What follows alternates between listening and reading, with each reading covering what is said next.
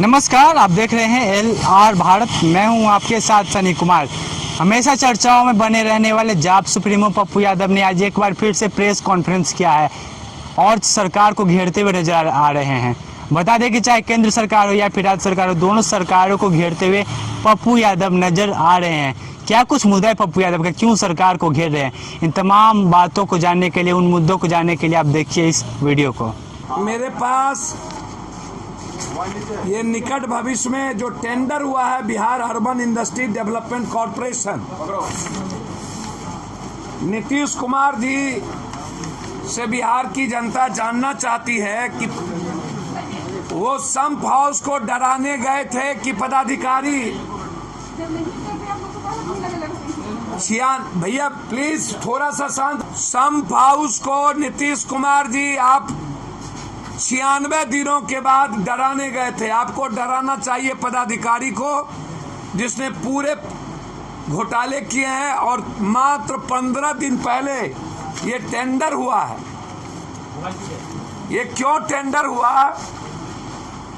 कंकरबाग अंचल अंतर्गत श्रीनगर कॉलोनी कुम्हरार 46 करोड़ 70,600 रुपये की लागत से ड्रेनेज पंपिंग सेट का निर्माण कार्य जून 2020 में पूरा होना था, नहीं हुआ।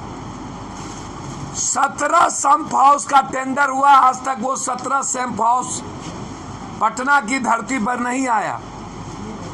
कंकरबाग अंचल अंतर्गत नंदलाल छपरा में 46,70,600 रुपये की लागत से अस्थायी ड्रेनेज पंपिंग स्टेशन का निर्माण 2000 पूरा में हुआ था, नहीं हुआ। कंकरबाग अंचल दशरथ में 46,70,600 के लगभग पूरा होना था, नहीं हुआ। कंकरबाग अंचल अंतर्गत जक्कनपुर में 46,000 करोड़ 70 के लगभग लागत होनी थी, नहीं हुआ। बांकीपुर अंचल अंतर्गत बकरी बाजार में लगभग 46,70,000, टोटल 46,70,000 के ये लागत का टोटल है। अजीमाबाद में भी 46 लाख, पाटलिपुत्रा में भी 46 लाख, पाटलिपुत्रा अंचल राजीव नगर में 46 लाख, नूतन राजधानी अंचल अंतर्गत बटवारा ब्योर पुल ब्योर में 46 लाख, नूतन राजधानी अंचल अंतर्गत रफसपुर में 46 लाख, नूतन राजधानी अंचल अंतर्गत सबरी नगर में 46 लाख, नूतन राजधानी अंचल अंतर्गत मोड़ बिहार में 46 लाख, अजीमाबाद अंचल अंतर्गत बादशाही नाला में 46 लाख, अजीमाबाद अंचल अंतर्गत खानपुर सुलेश कौआ में 46 लाख, सैदपुर मोटर पंप की मरम्मती 2020 में करना था, आज तक नहीं हुआ। 17 पंप हाउस के टेंडर हुए, आज तक नहीं हुआ। और ये टेंडर की कॉपी है मेरे पास टोटल। अभी आप निकट भविष्य में जो टेंडर किए बारिश के समय और जो 17 पंप हाउस आने का जो टेंडर था, वो पैसा कहां गायब हो गया? एक तो मेरा सवाल यह था। दूसरा सवाल देश के प्रधानमंत्री नरेंद्र मोदी जी से है। एक तो आपने मान लिया 38,000 वर्ग किलोमीटर भारत का लगभग चाइना के अंडर में है, और आपने कह दी कि हमारी जमीन पर कोई कब्जा नहीं है। मतलब हमने चीन को और दुनिया को ये बता दिया कोई कब्जा नहीं है।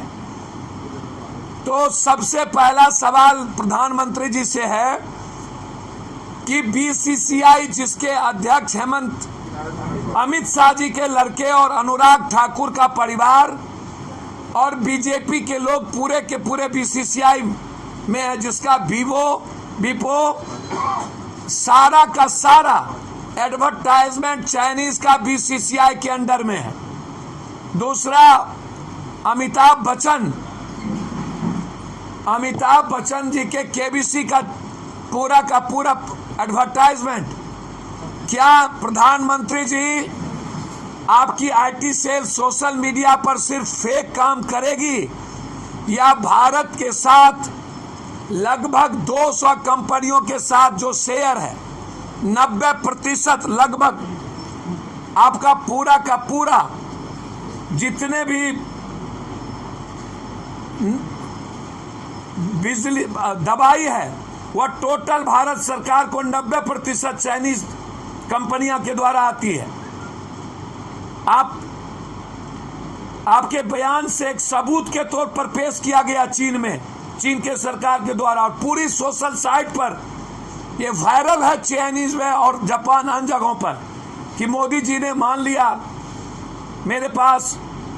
अब आप देखिए, solar panel 75%, pharma block drugs 69%, consumer durables 45%, pesticide 50%, input जो चीन का urea 10%, plastic 44%, leather 38%, सेरोमिक 37%, auto compact 18%, tyre 30%, paper 17%, steel 17%।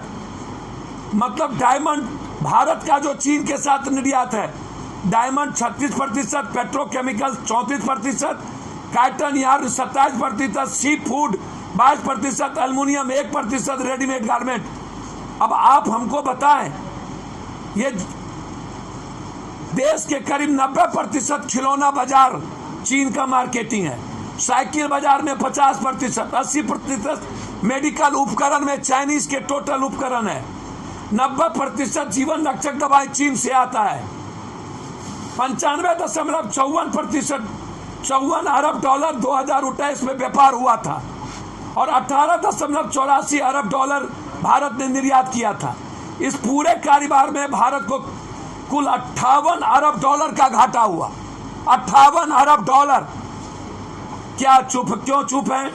Bharat की अलग कंपनियां में जो निवेश है 5.8 अरब डॉलर, जबकि भारत का चीन की कंपनियों में निवेश है 2019 के आखिरी में 0.98।